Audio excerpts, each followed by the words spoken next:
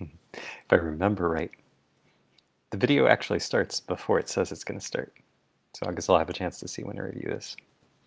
Here we go. Great, now it says it's starting.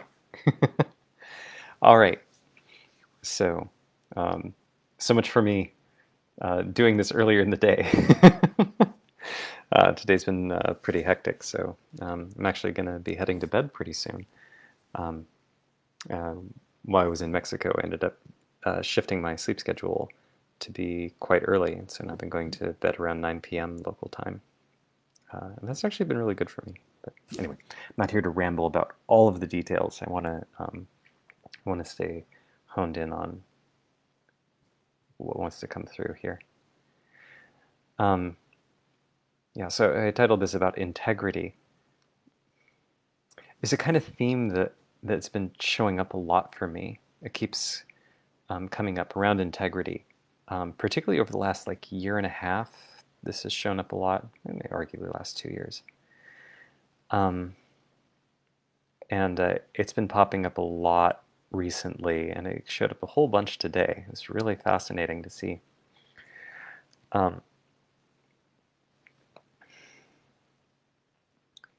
So what am I talking about there?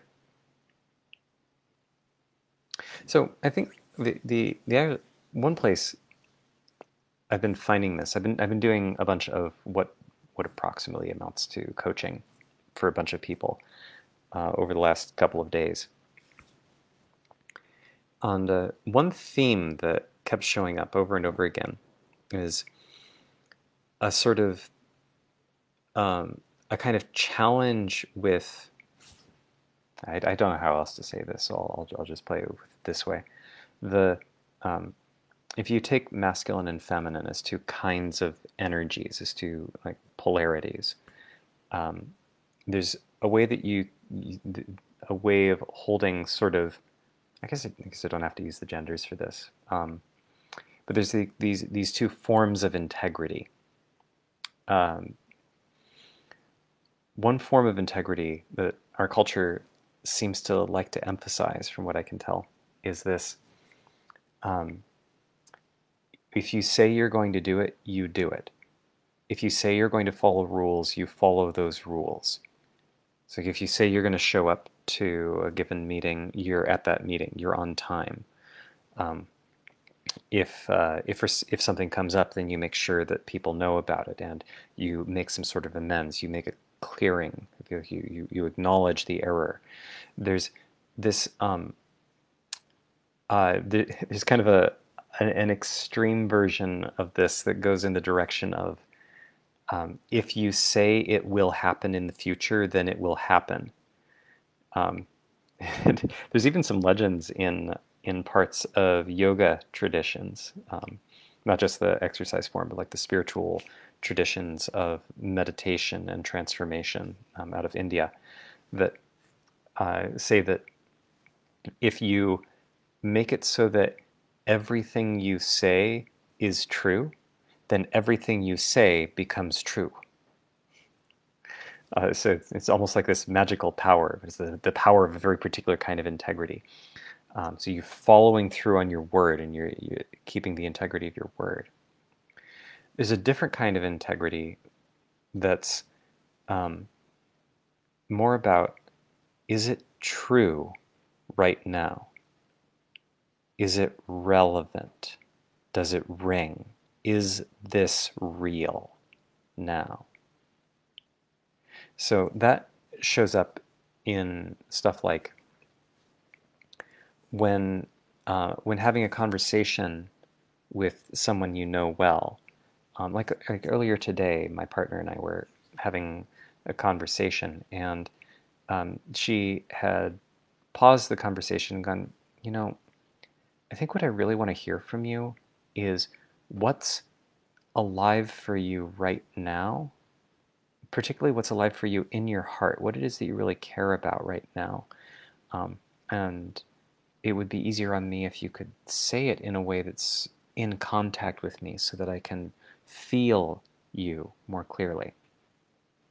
Right? So there's something about that is highlighting the reason she and I were talking were to be was to be connected. We talk pretty much every day, and like she's in France right now. I'm in the United States, so like it's got to be um, by Zoom or something like Zoom.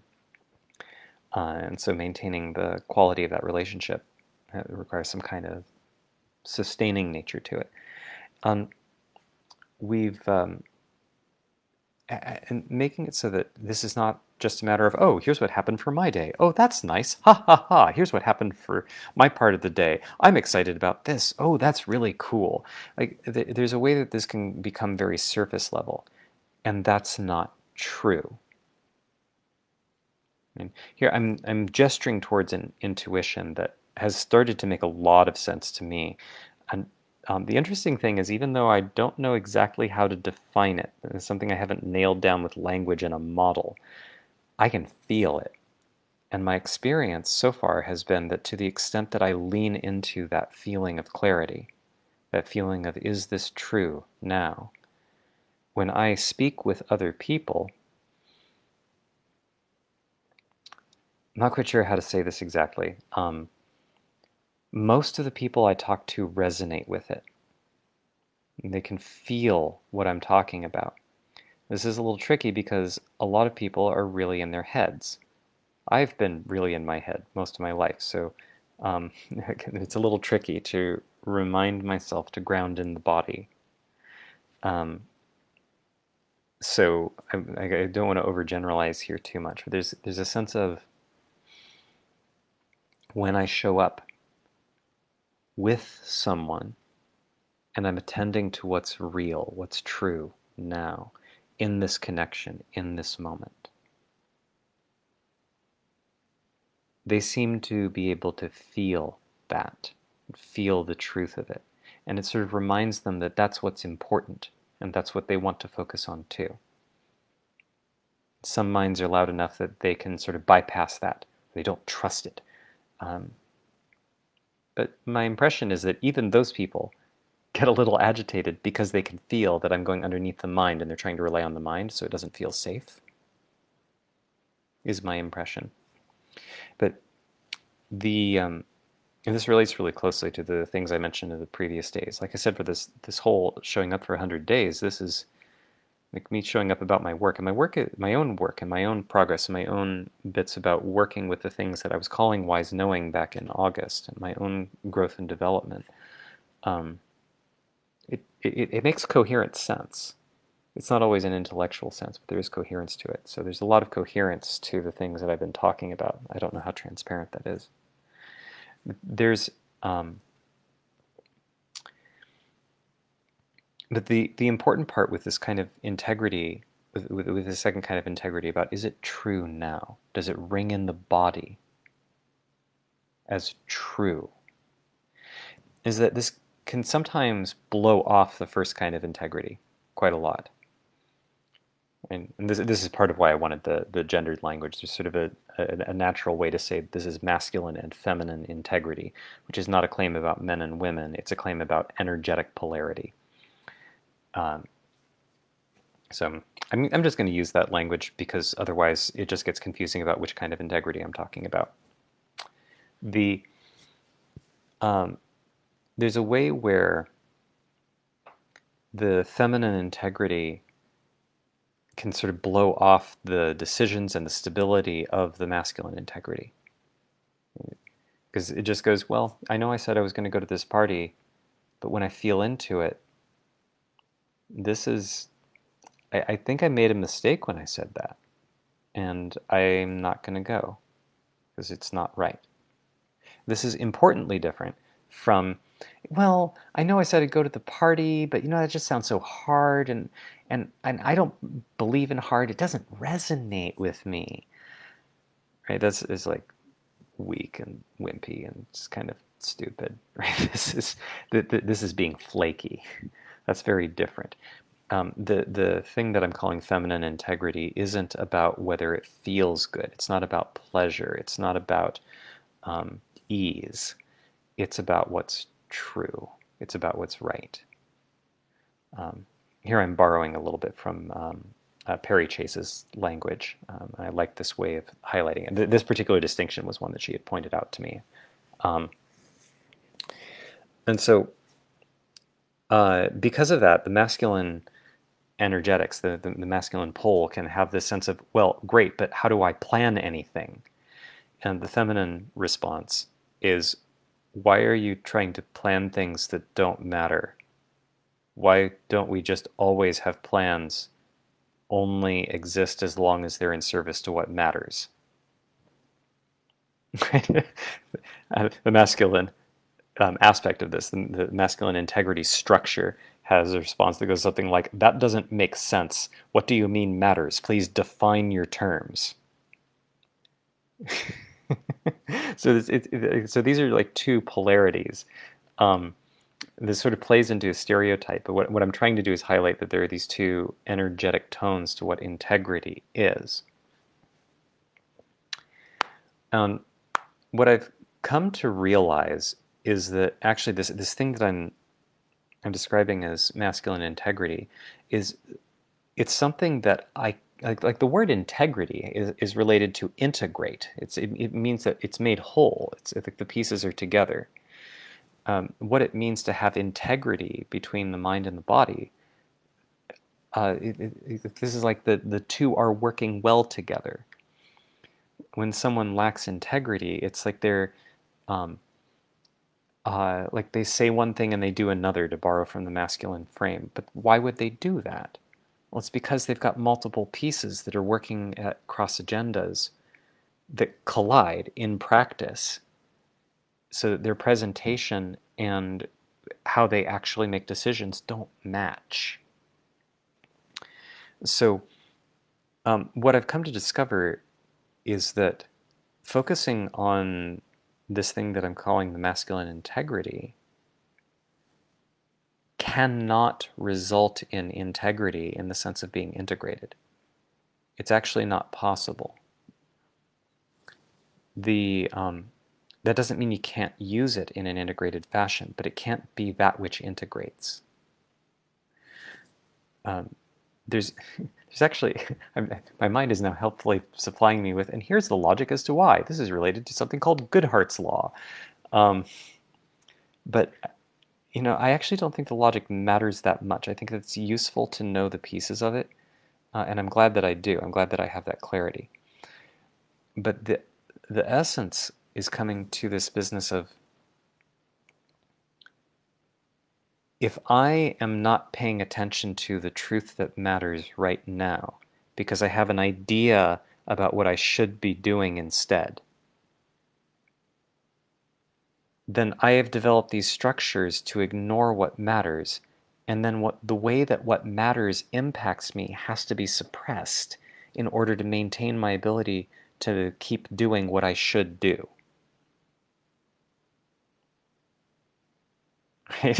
So this results in a funny kind of tension with our cultural attitudes, like my experience of my tension with the cultural attitude around what it means to keep your word, and what it means to show up, and what it means to do what you're supposed to do. Like the modern narrative has so much about shoulds and supposed tos, and who's awful, and so on. And I don't think it's like, I don't find it possible to sort that out from a place of just analysis, from just deciding what is the paradigm that I'm going to follow. I notice I'm kind of rambling and weaving, and I'm in some ways going slow and sloppy. I'm wanting to acknowledge that. It feels uncomfortable in my stomach, because I'm concerned about how it's coming across. So the reason I bring this up is, in a lot of the conversations I've been having in the last couple of days, I keep discovering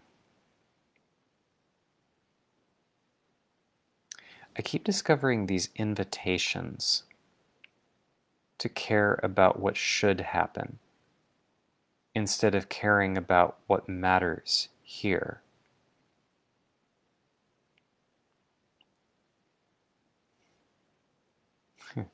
I notice when I say this and then I hear myself, I can feel the lack of the resonance.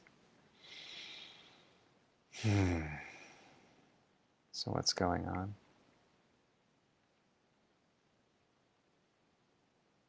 I think it's that I'm avoiding saying the thing that is most punchy there.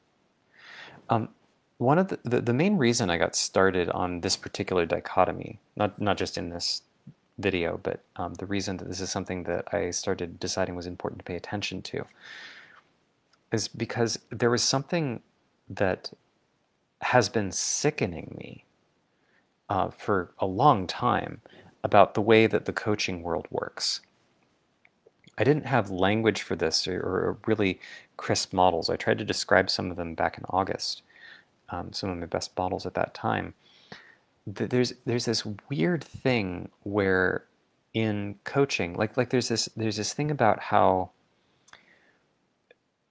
for instance, when you get somebody into a sales call, when you're trying to convince somebody to be a client and you want them to join in to some program or sign up for a coaching package or something, you're supposed to do all of these tricks so that you can make sure that you appeal to the person and you don't scare them away. Something always felt weird about that. It's like, okay, I mean, there's something a little off and I don't quite know what it is, but okay.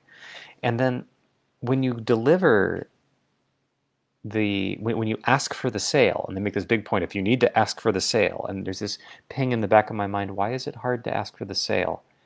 If it's actually good for both parties, what's the hesitation? Oh, it's just trauma and processing, and this is part of your own work. Okay, but that sounds like rationalization. This sounds like BS. So why? Why? What's going on there? But the idea is, as a coach trying to get a client, you have to just ask for the sale, and then you expect most people, when they respond to the price, are going to come up with objections. Oh, I have to ask my spouse. I'm going to have to think about that. Well, I don't know. How important is this to me? And as a coach doing a sales process, these are called objections. And you're supposed to have this repertoire of tools for dealing with objections. There was something about this whole picture that just seemed way off. But what bugged me the most, like the whole thing feels sickening to me. It has for a very long time. It's one of the big reasons I didn't want anything to do with coaching. I never wanted to do that. But and it's not anything about, oh, I don't want money or I'm not willing to learn a skill. It's that there's something wrong. There's something really wrong, and my being will not ignore that anymore. But I couldn't quite put my finger on it. But the part that would really get my goat, would really just like, like nausea in the heart and in the throat, just is this argument that goes, well, the thing is, the reason you want to address the objections is that the objections are arising because like this person is coming to you for coaching because they have some kind of resistance in their lives. And this little situation where you're asking for the sale, their ego is going to come in and provide resistance because it knows that this is an opportunity for real transformation. So it's going to put up resistance to try to get them out of the transformation. So it's your job. This is actually part of your coaching agreement. You're already in the coaching session and helping them get through their resistance to actually paying you. That's part of the service you're giving them.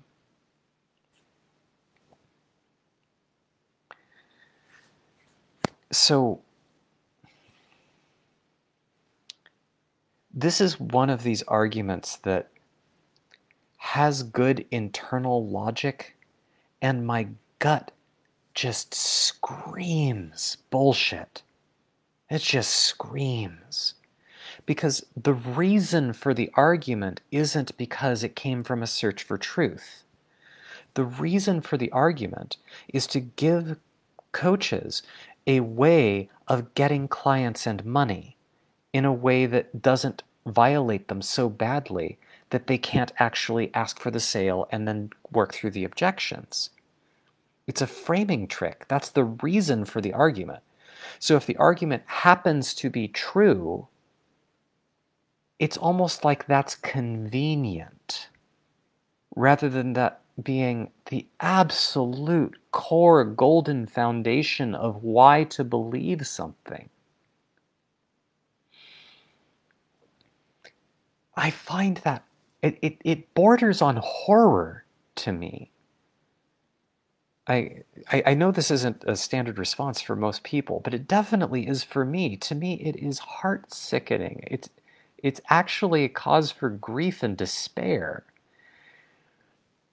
Why would you want to practice poisoning your mind and soul and your relationship to another person for the sake of the money? How desperate is the need for money? I guess it makes sense if you're going to die in the next day or two, if you don't get money. But most of the people who are doing coaching aren't in that situation. So what's this about?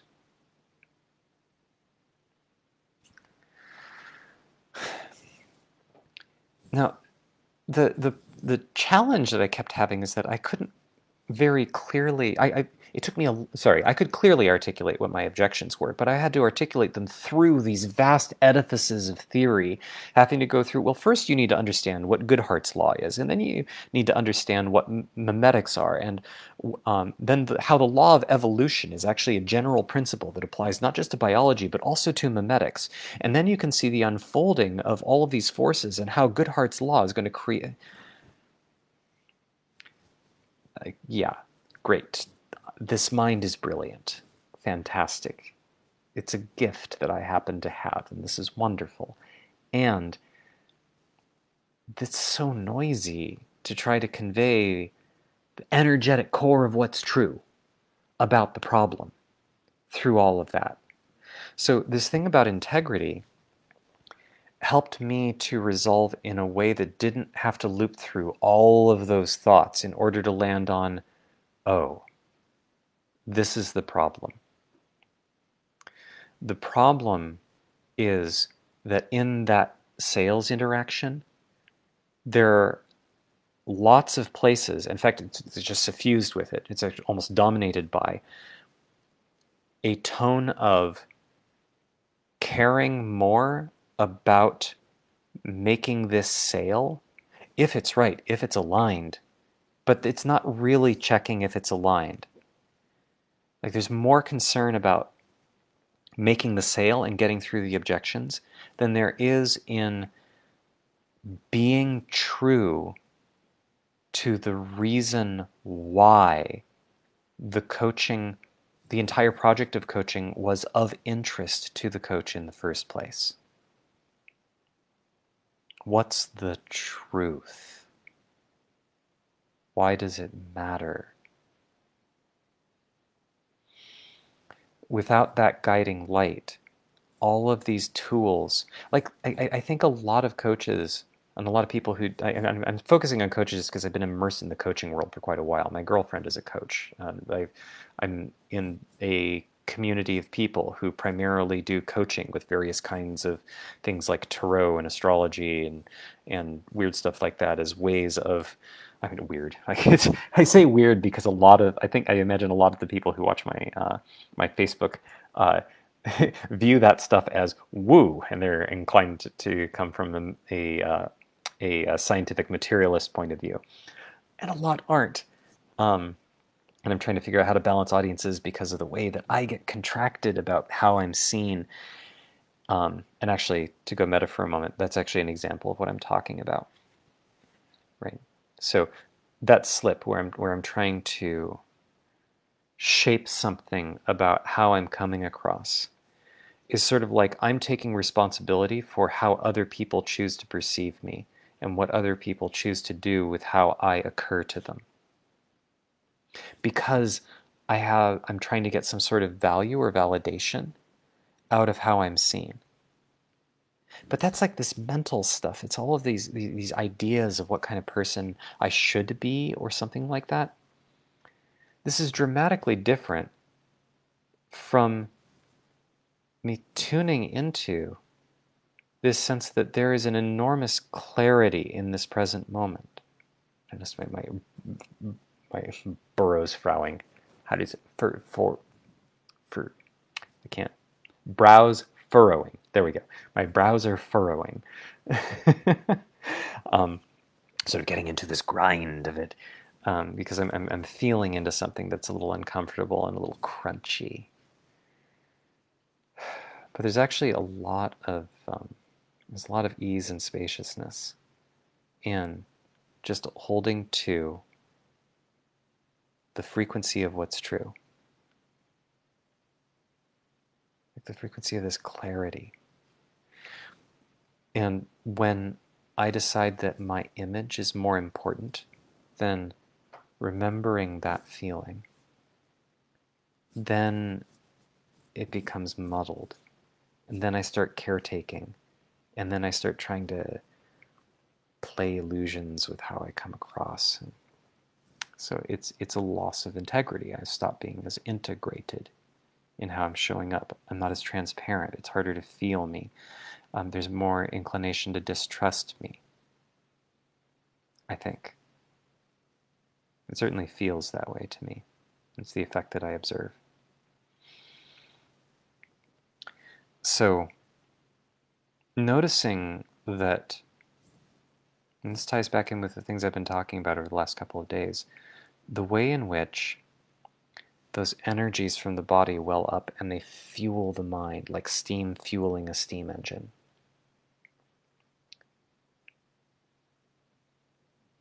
The only way that bullshit, the internal confusion of my mind can work is because there's an energy that fuels it. So then why is that energy arising? Asking that question and the answer to that question is usually true. It rings right, it's relevant. So holding to that kind of integrity gives me more room to notice when I am bullshitting myself. Not because I have these analytic frameworks that are having me go, wait a second, I just thought about these approaches for dealing with objections. But when I've analyzed this before, that often comes from a space that is for a kind of rationalization. Let me examine my motives. What examination tool do I use? I know, let me pull out goal factoring. For reference, goal factoring was, for those who don't know, is one of the intellectual tools that my company, the Center for Applied Rationality, used and taught a whole lot. And I think it's got a lot of value to it. But the question of what energy prompts its use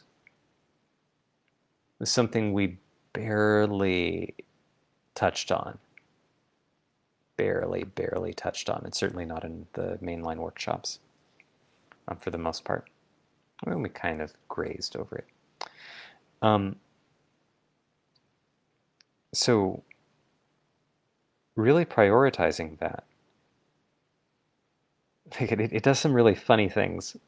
Like really prioritizing the resonance over the thoughts does some really funny stuff. One of them is that it gives me a foundation in really not caring about a lot of theories. Let's see. So let me see if I can be a little clearer about what I mean by that.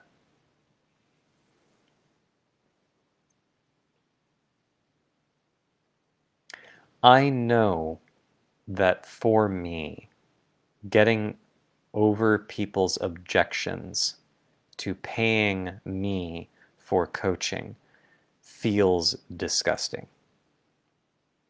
And when I listen to the arguments about, oh, well, that's because you have this inner work about resistance to getting paid, and you need to like find a way to value yourself and value the work that you're putting forward, and blah, blah, blah. The thing is that I can feel the way in which those arguments are coming from a place that I don't want to be.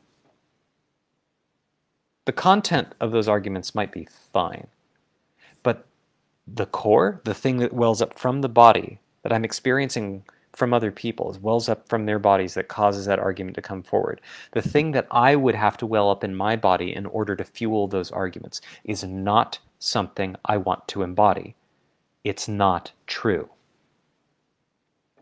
That's different from the question of whether the content of the arguments are correct or whether the logic is sound.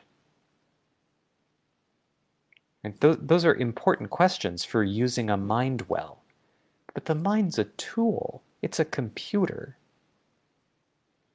In terms of making choices for what I want to live, I don't want to do that kind of pressured sales.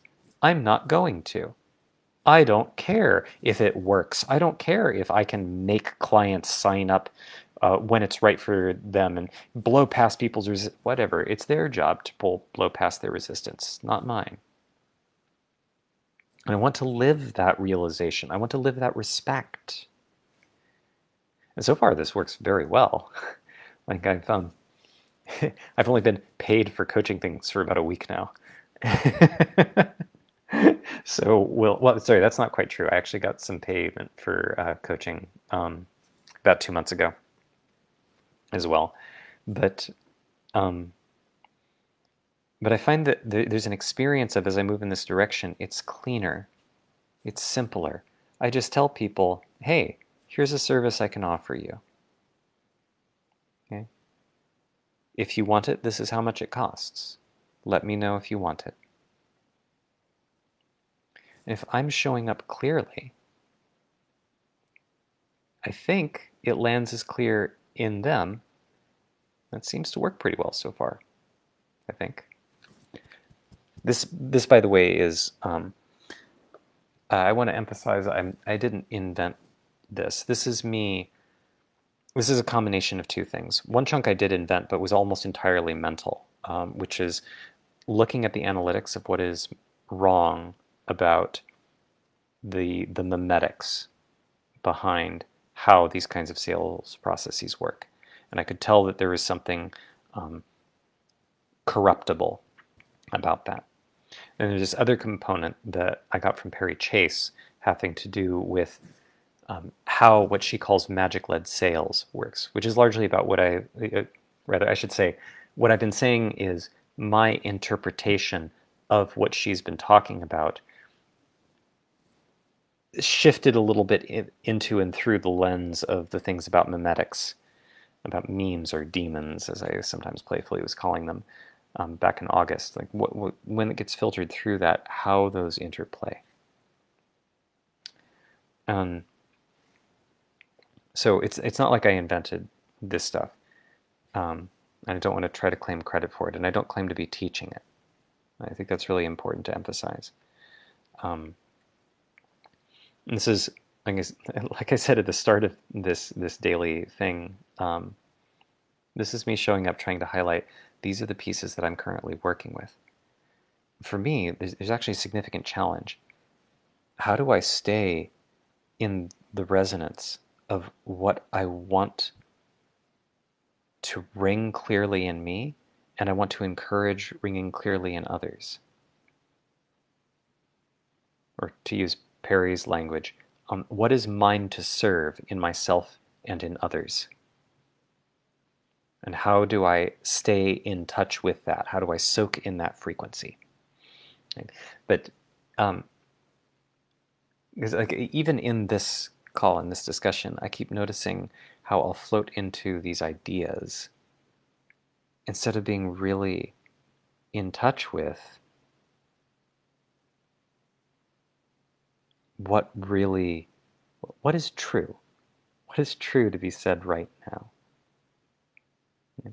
So for me, this is an ongoing process. I think I'm getting cleaner.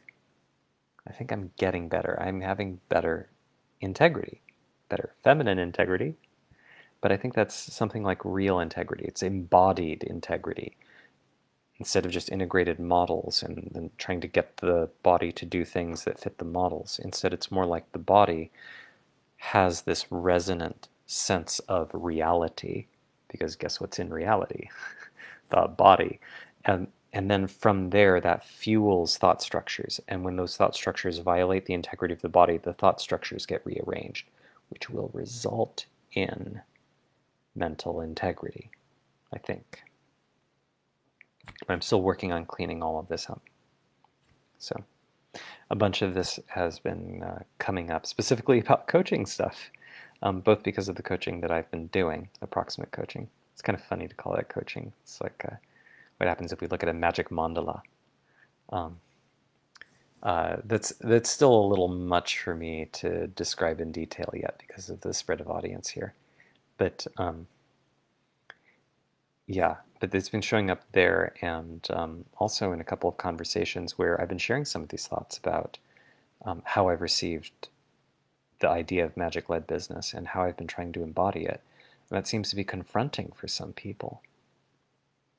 I'm guessing it's because there's a resonance of there's something really true about this, and also it's really different. And particularly because holding the frequency of magic-led business is not exactly my thing. Like, that's not really what I'm here to deliver. I'm more, I want to be able to do that so that I can deliver clarity. I would really love to do that, to bring in clear knowing. That's yummy. So, still learning. I think I've rambled plenty. It's now 20 minutes past when I would normally be going to bed, so I'm going to wrap up this ramble. Tomorrow I'm very unlikely to do this in the morning, but I don't know. It's really hard to predict my behavior from day to day, so we'll see. And as always, thank you for listening.